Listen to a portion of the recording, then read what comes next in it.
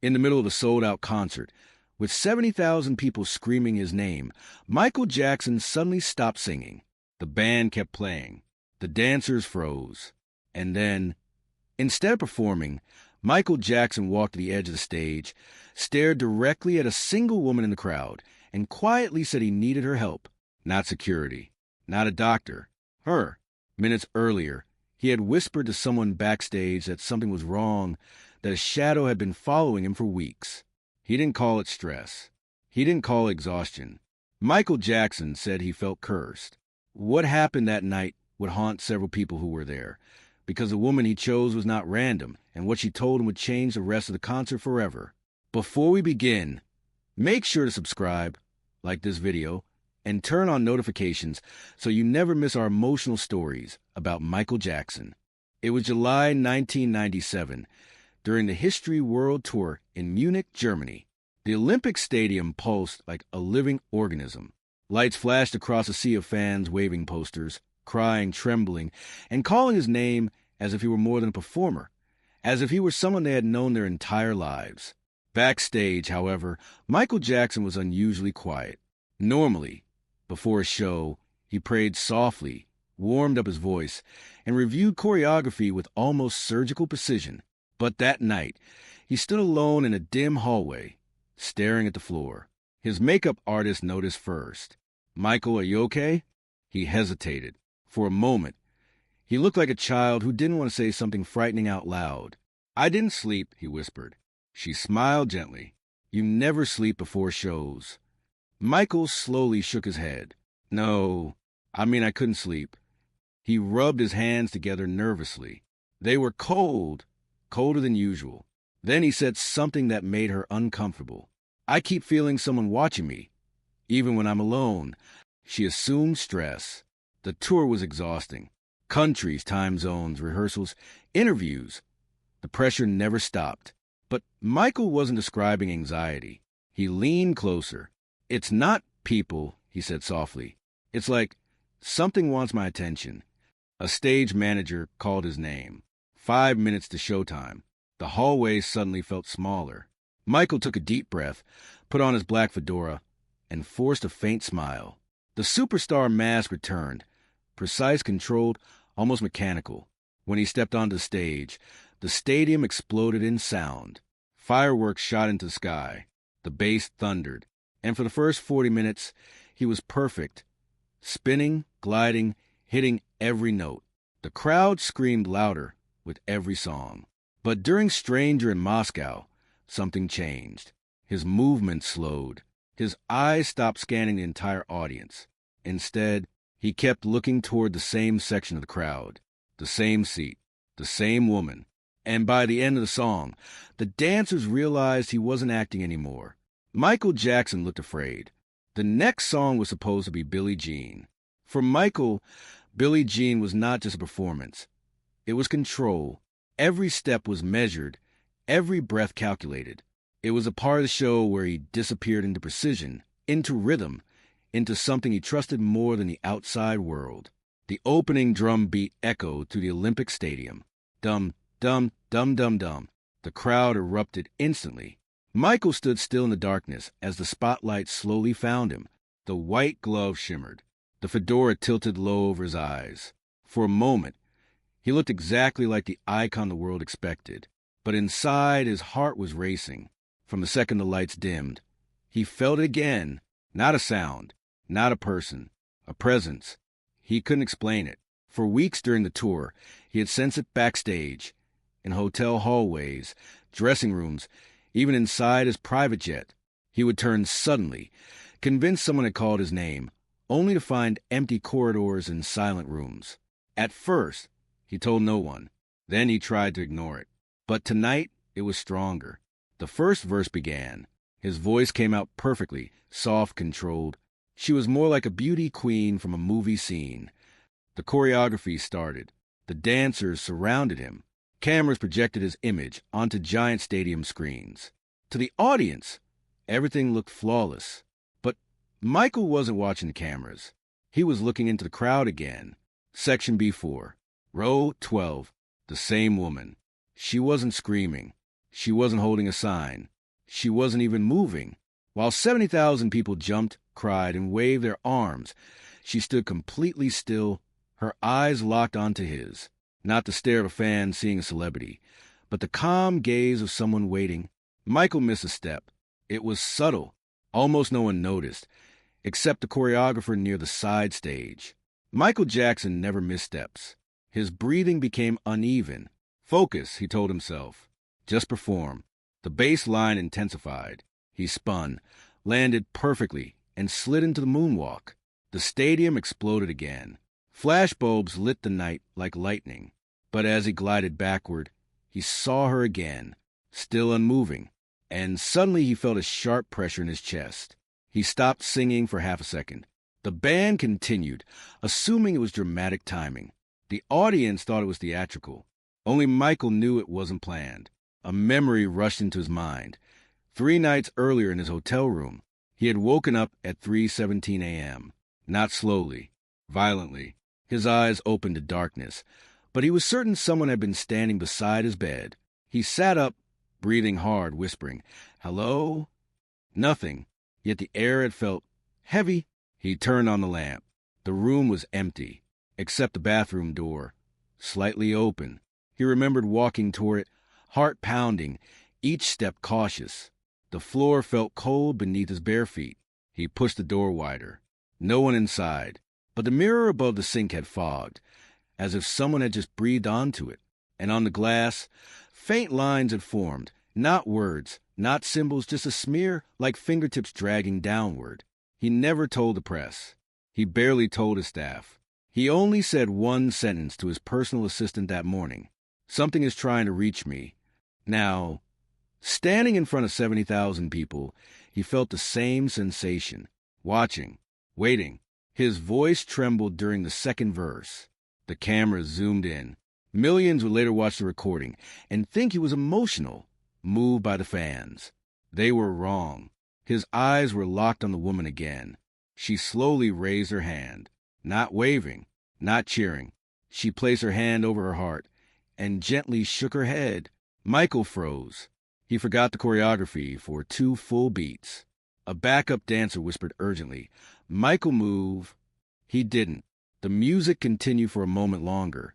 Then he signaled the band. He had never done this mid-song in the entire tour.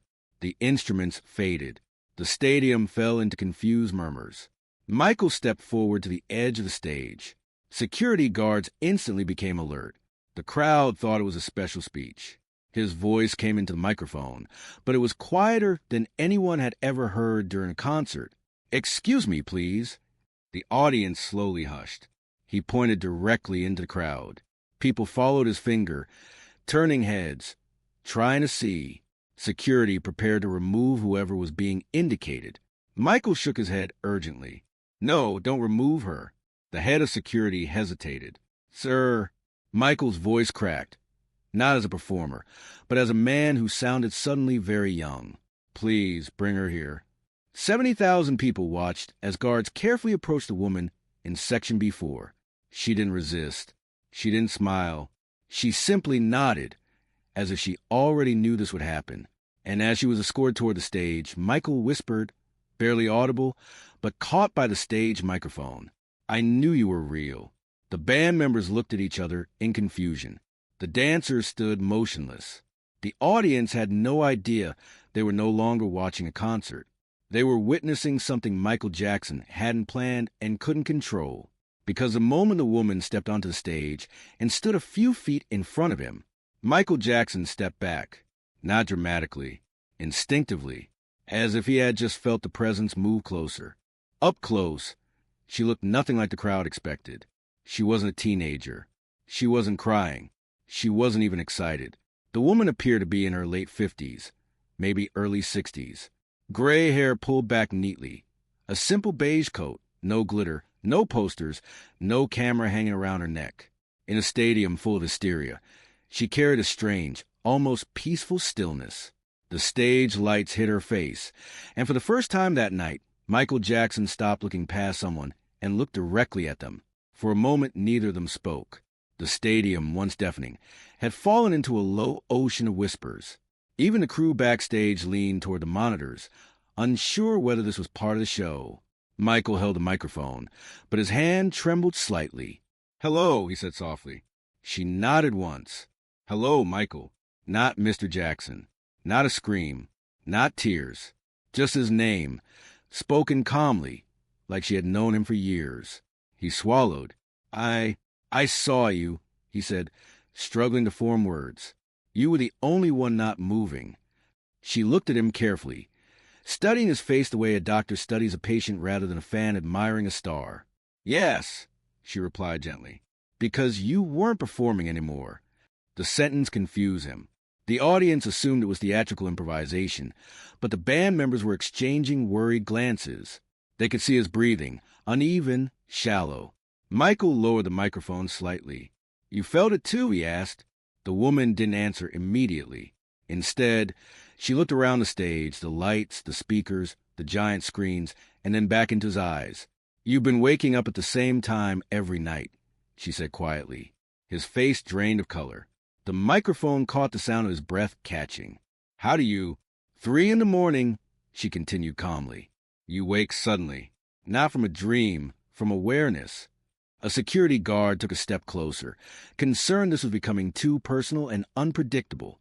Michael gently raised his hand, signaling him to stop. The woman's voice remained soft but steady. "You hear movement where there is none. You feel watched where you are alone. And you're afraid to sleep because the moment you close your eyes, it comes closer." Michael could no longer hide it. He whispered, "Yes." The audience could barely hear the conversation, but the tension was visible. On the giant screens, his expression had changed completely. The performer was gone. He looked vulnerable. "You said I was cursed," she said. His eyes widened. He had only used that word once, backstage, in a private conversation with his personal assistant 2 days earlier. "I didn't tell anyone," he murmured. "I know," she answered. He shook his head slowly, confusion mixing with fear. "Who are you?" The woman hesitated for the first time. Not fearful, thoughtful. "My name is Anna," she said. "I used to work in hospice care. I sat with people in their final days. I learned to recognize certain experiences." The stadium air felt heavy, even to the crew watching from behind the curtains. Michael leaned closer, almost forgetting the microphone. "What is happening to me?" he asked, his voice barely audible. She studied him carefully before answering. "You're exhausted," she said first. "But that's not all. You live surrounded by millions of voices every day, and none of them are quiet. When a person never rests, the mind doesn't stop dreaming, even while awake." He shook his head. "No, this feels different." Her eyes softened. "Yes," she said gently, "because you are listening." He frowned. "Listening to what?" Anna took a slow breath. "To yourself." Michael looked confused. She pointed lightly toward his chest. "You have spent your entire life being what the world needed. A sun, a star, a miracle, a symbol. But you never learned how to be Michael without the noise. When your body finally forces silence, your mind speaks in ways you don't recognize." He stared at her, silent. "You're not cursed," she continued. "You're overwhelmed. Your mind is creating a form for fear you refuse to face while you're awake." He looked down at his hands. "They feel real," he whispered. "They feel real," she said gently, "because the pain is real." For the first time, his eyes filled with tears under the stage lights. "I'm tired," he admitted quietly. The crowd thought they were witnessing a heartfelt speech. But Anna understood what he truly meant. "You're not afraid of the presence," she said softly. He looked up slowly. "You're afraid of being alone with yourself." The words landed heavily. Michael's shoulders relaxed slightly, as if something inside him had been named out loud for the first time. Then he asked the question he hadn't dared say to anyone. "Will it stop?" Anna gave a small, reassuring smile. "Yes." He exhaled in relief, but she wasn't finished. "It will stop," she said, "the moment you allow yourself to rest and forgive the one person you've never forgiven." Michael's brow tightened. "Who?" She looked directly into his eyes. "You." He stood completely still. The stadium lights glowed around them, but the world felt silent to him. And at that exact moment, the massive speakers above the stage suddenly produced a deep burst of static. Not music, not feedback. A low, distorted sound like a breath. The crew froze. The band looked upward. And Michael slowly turned toward the darkness behind the stage because he felt it again, closer than ever. The static didn't stop. It rolled to the stadium speakers in a low, vibrating hum. Not loud enough to hurt, but impossible to ignore. It wasn't music equipment feedback either. The sound pulsed unevenly, almost rhythmically like breathing through metal. The audience murmured in confusion. Technicians backstage immediately grabbed their headsets. Cut the main channel, one engineer said. Another responded seconds later, panic creeping into his voice. It's not coming from the board. Michael slowly turned toward the towering speaker arrays above the stage. The massive black structures hung in the air, perfectly still. Yet the sound continued pouring from them. Anna remained beside him, calm but alert. "You feel it again," she said quietly. Michael nodded without taking his eyes off the darkness overhead. Yes. He didn't look theatrical now. He didn't look like a performer building suspense. The fear in his expression was real, subtle but unmistakable. The cameras captured his face on the giant screens, and 70,000 people watched their idol not dancing, not singing, but listening. The hum deepened. One of the guitarists stepped toward the stage manager. "Is this part of the show?" "No," the manager whispered. "We're trying to shut everything down." Yet nothing shut down.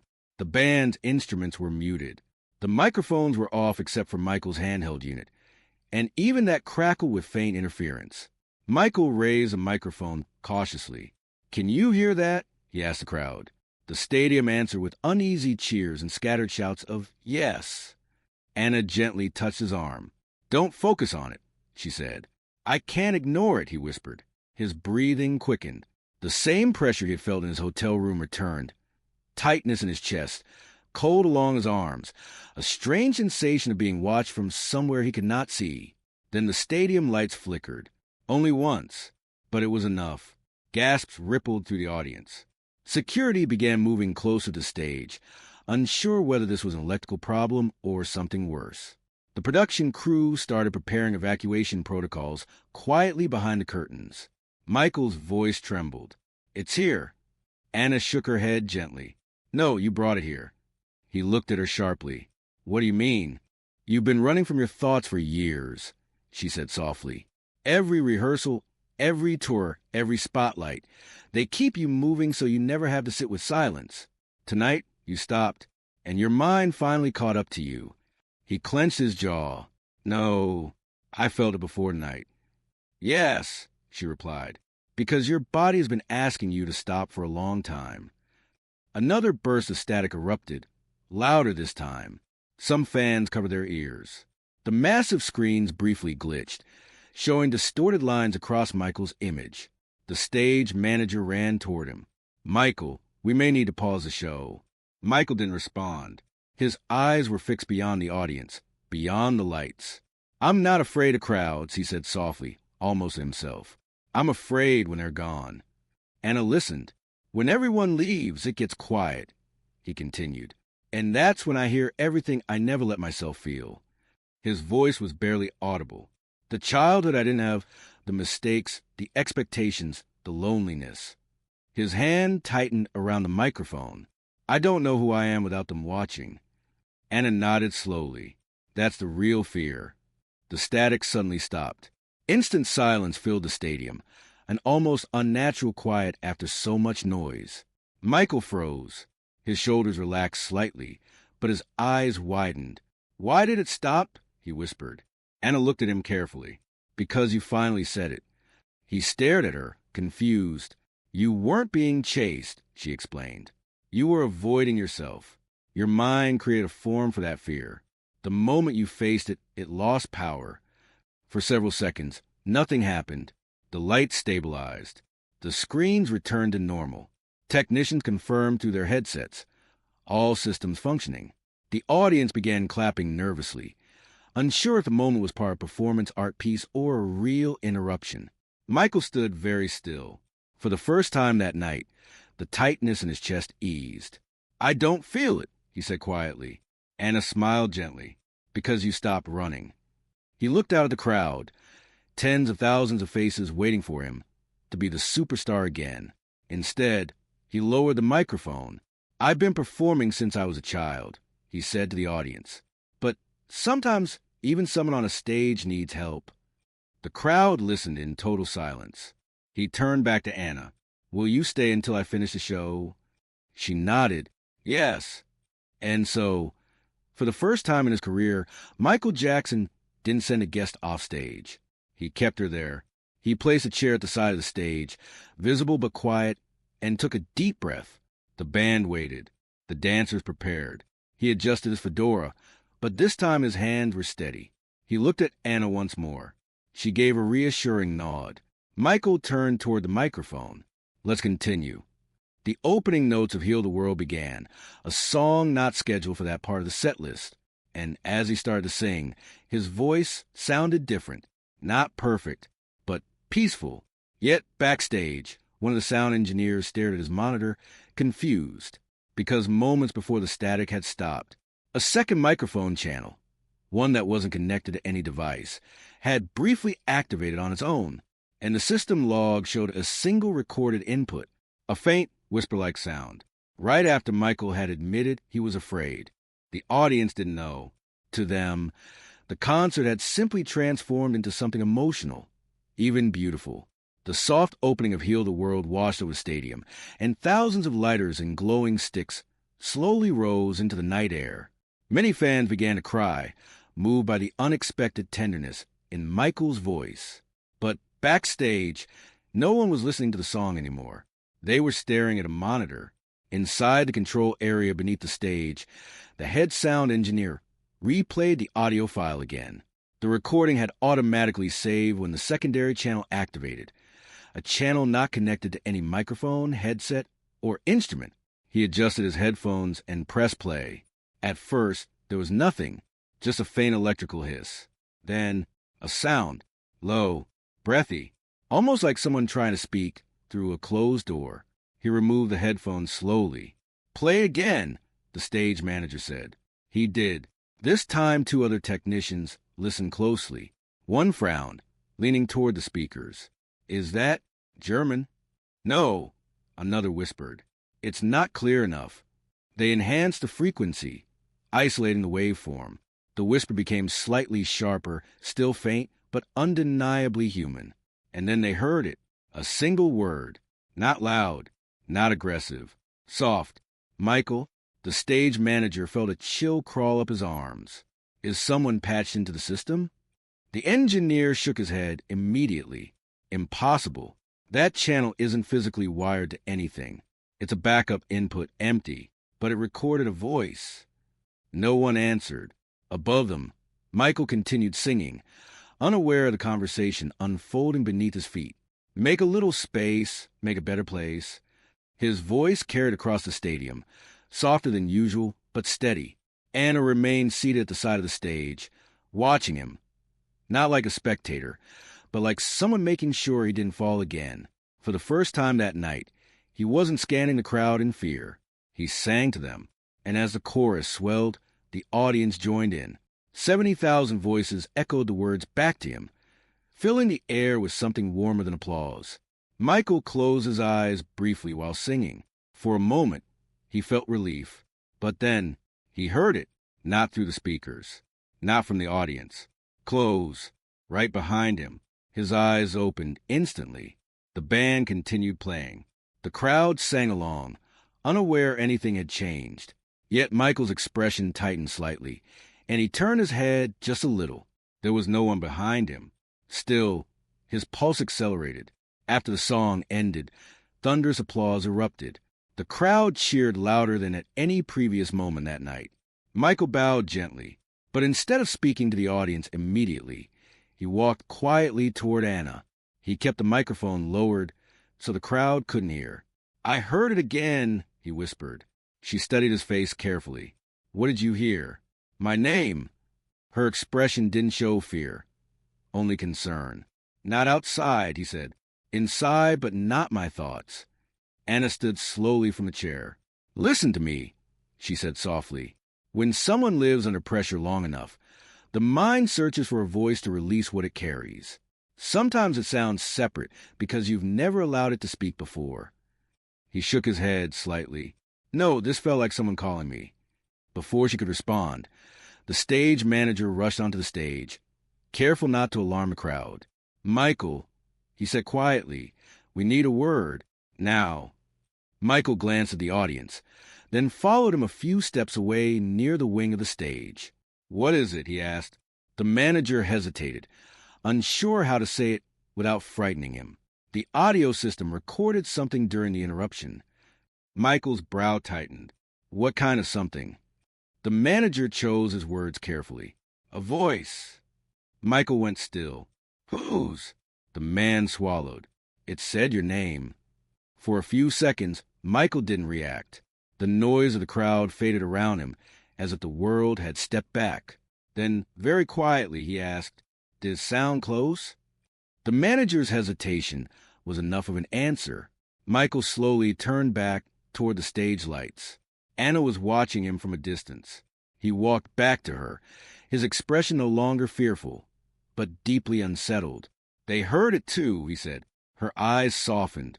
Sometimes, she said gently, what we bury the longest finds the strongest way to be heard. He looked toward the audience again. Thousands of people waiting for their hero to continue the show. But now the situation felt different. This wasn't just exhaustion anymore, because the voice he heard and the one recorded in the system had spoken at the same moment. And Michael realized something he hadn't considered before. If the sound engineers captured it, then it hadn't only existed in his mind. His hands trembled slightly as he lifted the microphone again. He looked at the audience, trying to smile, and he did, but his eyes searched the darkness beyond the lights. Because now, he wasn't wondering whether the presence was real. He was wondering why it knew his name. Michael stood center stage again, the applause washing over him like distant waves. He smiled softly, waved to the audience, and thanked them. But his thoughts were no longer in the stadium. The voice, not imagined, recorded, that single confirmation unsettled him more than anything he had felt before. Fear had been one thing, but proof forced him to face a possibility he had been avoiding his entire life. Anna quietly joined him near the stage entrance while the band prepared the next song. Michael, she said gently, I need you to answer me honestly. When did you first feel this, not on the tour, not in the hotel? The very first time? He hesitated.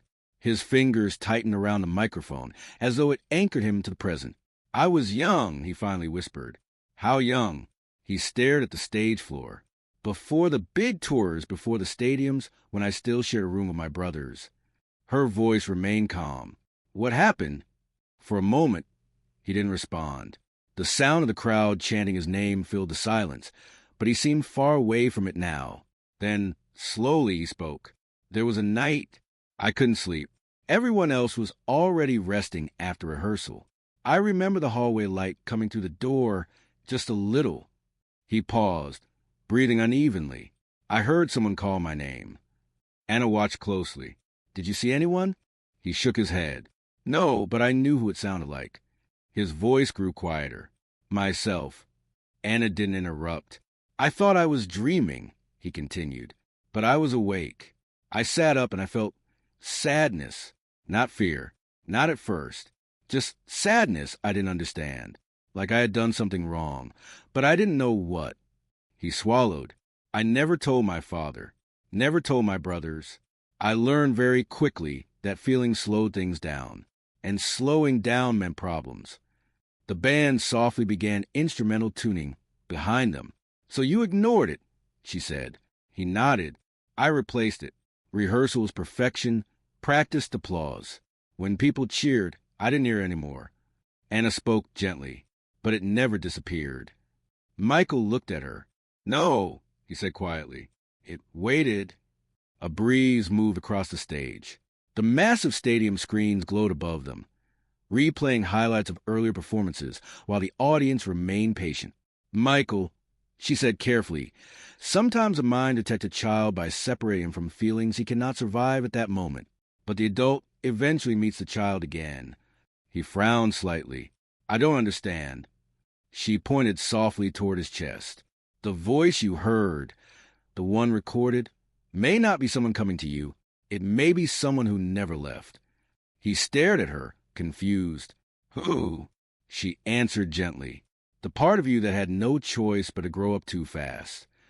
He stood completely still. The idea struck him deeper than fear ever had. I always thought I had to be strong, he murmured. You had to be, she said. But strength without rest becomes suffering. He looked toward the massive audience. They love me, he said quietly. But they don't know me. Anna nodded. Because you protected them from your pain and yourself from remembering it. He took a slow breath. Why now? He asked. Why during this tour? Because, she said softly, you finally stopped long enough to hear yourself. He closed his eyes briefly.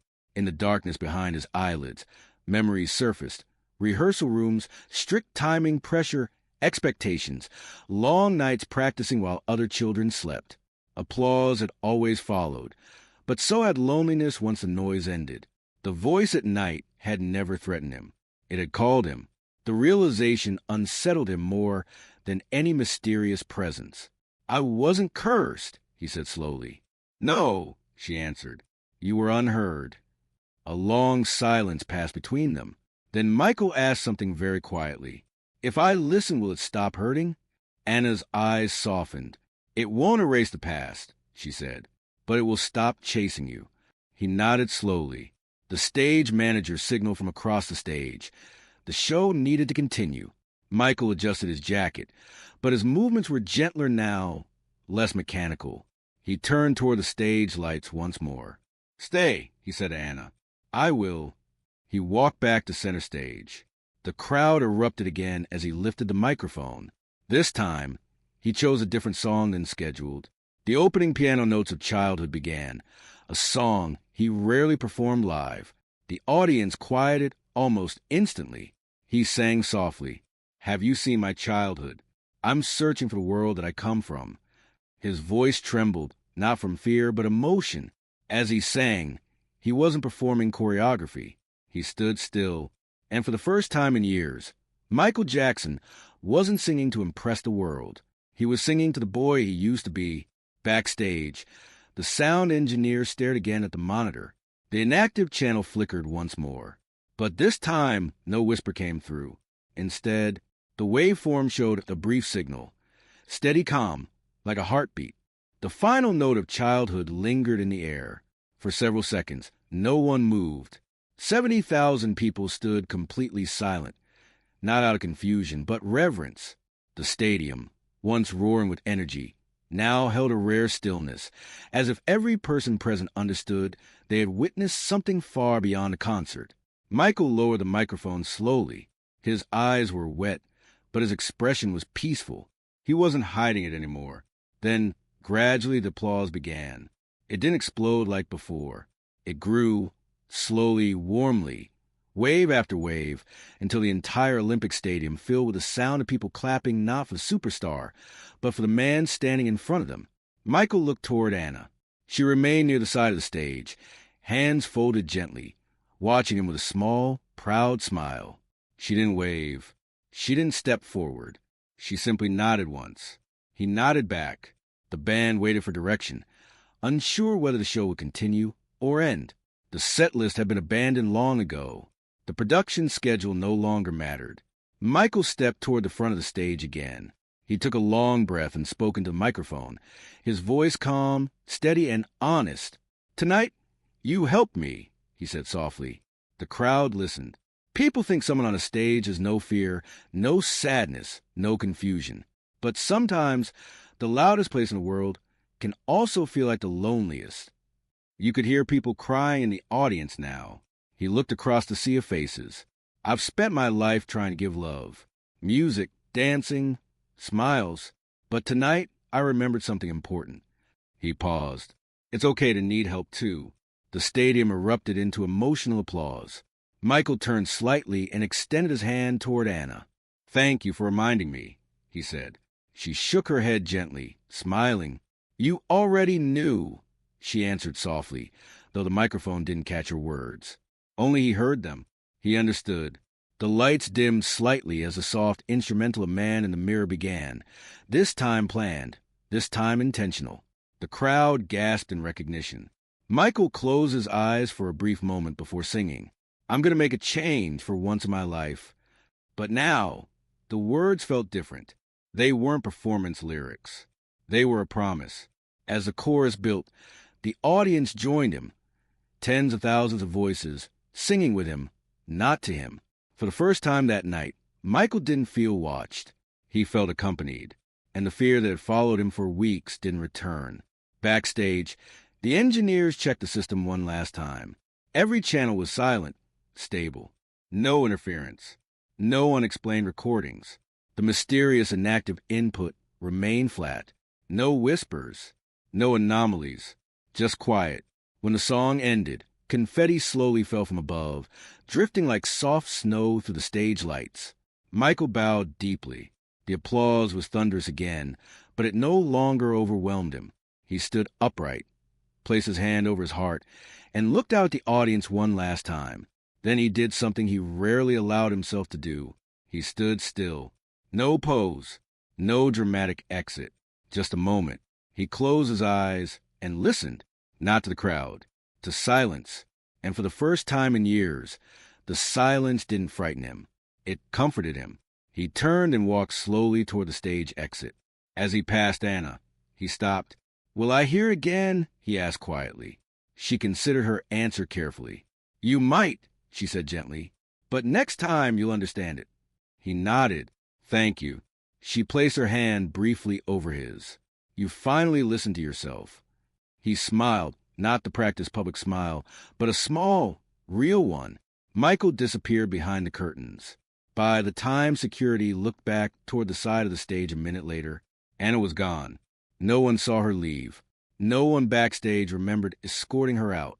Her seat in the front section was empty. The staff later checked the ticket records for section before, row 12. No ticket had been issued for that seat. Years later, people who attended the concert would remember the performance as one of the most emotional nights of the History Tour. Some would insist the interruption was staged. Others would say it was artistic improvisation. But few crew members never forgot the recording saved in the system archives, the file containing a faint voice speaking one word, Michael, and the note logged immediately after the final song, written by the head sound engineer before he shut the equipment down. After performance, no further interference occurred. All systems normal. Artists appeared calmer than at any previous show. Michael would continue performing around the world, but something subtle had changed. Those close to him noticed he began taking quiet moments alone after shows, not hiding, not avoiding, simply resting. Because that night in Munich, he had learned something the spotlight never taught him. Even legends carry unheard battles. And sometimes the voice that frightens you most is the one trying to heal you. If this story touched your heart, subscribe to the channel and share it with someone who loves Michael Jackson. If this story inspired you, remember, even legends face battles unknown to the world. Subscribe, leave a like, and share this video with someone who loves Michael Jackson.